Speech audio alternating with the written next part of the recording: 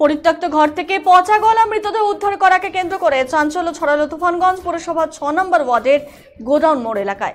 দেহ উদ্ধার করেছে পুলিশ। জানা যায়, মঙ্গলবার বিকেল থেকে স্থানীয়রা গোডাউন মোড় এলাকায় পচা গলা গন্ধ অনুভব করছিল। গন্ধটি পাশেই থেকে আসছিল বলে তারা অনুভব করছিল। খবর যায় তুফানগঞ্জ থানায়। তুফানগঞ্জ থানা পুলিশ ঘটনাস্থলে পৌঁছে দেখতে পায় ঘরের মধ্যে একটি পচা গলা দেহ ঝুলে রয়েছে।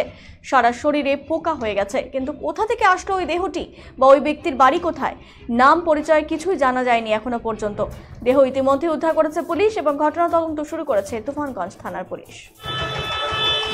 কি বলবেন এই বিষয়ে? হ্যাঁ, আমাকে মোটামুটি ৫টা সাড়ে ৫টার দিকে একজন এখান থেকে ফোন করলো যে এখান থেকে ভিতরে একটা ঘরের মধ্যে পচা দুর্গন্ধ আসতেছে। তারপরে আমি এখানে ছুটে আসি। ছুটে আসার পর তো তখনও তো ওখানে যাওয়া যায়নি। তারপরে থানার স্টাফ যে ডিউটিতে আছেন উনি ছিলেন। তারপরে মহকুমার হসপিটালের স্টাফ এসে দেখা গেল যে সত্যিকারে একটা ডেড বডি আছে, কিন্তু কোনো রকম কোনো শনাক্তিকরণ। কিরকম অবস্থা? ঝুলে আছে, রশি লাগানো আছে, শরীরে পোকা লাগা, এরকম অবস্থায় এখনো কোনো রকম। সারা শরীরে পোকা? হ্যাঁ, সারা শরীরে পোকা। শনাক্ত করা